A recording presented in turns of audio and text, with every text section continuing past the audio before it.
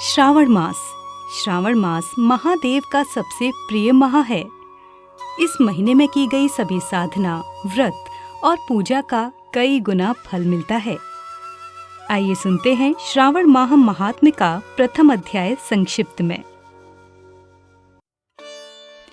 एक समय प्रतिभाशाली सनत कुमार ने धर्म को जानने की इच्छा से परम भक्ति से युक्त होकर विनम्रता पूर्वक भगवान शिव से पूछा। सनत कुमार बोले, योगियों के द्वारा आराधनीय चरण कमल वाले हे देवाधिदेव, हे महाभाग, हमने आपके अनेकों व्रत तथा बहुत प्रकार के धर्मों का श्रवण किया। फिर भी हम लोगों के मन में सुनने की एक अभिलाषा है। 12 मासों में से जो माह सबसे श्रेष्ठ, सभी कर्मों को सिद्धि देने वाला हो और अन्य मास में किया गया कर्म यदि इस माह में किया जाए तो वो अनंत फल प्रदान करने वाला हो। हे देव, उस माह को बताने की कृपा कीजिए। भगवान शिव कहते हैं, हे सनत कुमार, मैं अत्यंत गोपनीय भी आपको बताऊंगा। हे सुव्रत, हे विधिनंदन, मैं आपकी श्रवणेच्छा और भक्ति से प्रसन्न हूँ। 12 मासों में श्रावण मास मुझे अत्यंत प्रिय है। इसका महात्म्य सुनने योग्य है, अतः इसे श्रावण कहा गया है। इस मास में श्रवण नक्षत्र युक्त पूर्णिमा होती है, इस कारण से भी इसे श्रावण कहा गया है। इसके महात्म्य के श्रवण मात्र से ये सिद्धि प्रदान करने वाला है, इसलिए भी ये श्रावण संज्ञा वाला है। निर्मलता गुण के कारण ये आकाश के सदृश है, इसलिए नभा कहा गया है। इस श्रावण मास के धर्मों की गणना करने में इस पृथ्वी लोक में कौन समर्थ हो सकता है? जिसके फल का संपूर्ण रूप से वर्णन करने के लिए ब्रह्मा जी 4 मुख वाले हुए, जिसके फल की महिमा को देखने के लिए इंद्र 1000 नेत्रों से युक्त हुए और जिसके फल को कहने के लिए शेषनाग 2000 जिह्वाओं से संपन्न हुए। अधिक कहने से क्या प्रयोजन? इसके महात्म्य को देखने और कहने में कोई भी समर्थ नहीं है। हे मुने, अन्य मास इसकी एक कला को भी प्राप्त नहीं होते। ये सभी व्रतों तथा धर्मों से युक्त है। इस महीने में एक भी दिन ऐसा नहीं है जो व्रत से रहित दिखाई देता हो।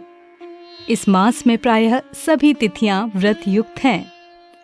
इसके महात्म्य के संदर्भ में मैंने जो कहा है वो केवल प्रशंसा मात्र नहीं है। आर्तों, जिज्ञासुओं, भक्तों, अर्थ की कामना करने वाले, मोक्ष की अभिलाषा रखने वाले और अपने अपने अभीष्ट की आकांक्षा रखने वाले चारों प्रकार के लोगों को इस श्रावण में व्रतानुष्ठान करना ही चाहिए। अब सनत कुमार बोले, हे भगवान, हे सत्यम, आपने जो कहा कि इस मास में सभी दिन एवं तिथियां व्रत रहित नहीं हैं, तो आप उन्हें मुझे बताइए। किस तिथि में और किस दिन में कौन सा व्रत होता है? उस व्रत का अधिकारी कौन है? उस व्रत का फल क्या है? उसकी विधि क्या है? किस किसने उस व्रत को किया? उसके उद्यापन की विधि क्या है? प्रधान पूजन कहाँ हो और जागरण करने की क्या विधि है? उसका देवता कौन है? उस देवता की पूजा कहाँ होनी चाहिए?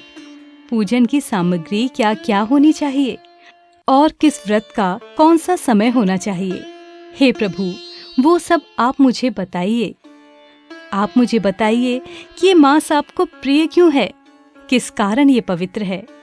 इस मास में भगवान का कौन सा अवतार हुआ? ये श्रेष्ठ कैसे हुआ?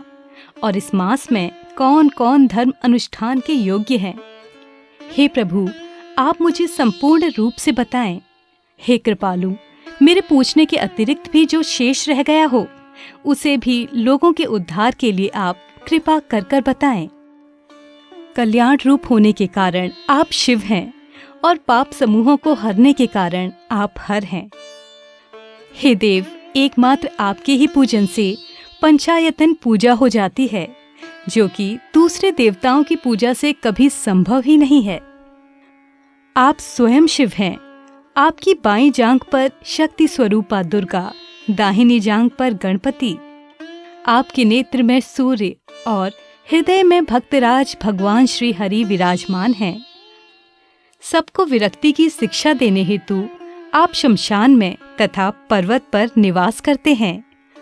पुरुष युक्त में उताम्र तत्व से शानो इस मंत्र के द्वारा प्रतिपादन के योग्य हैं।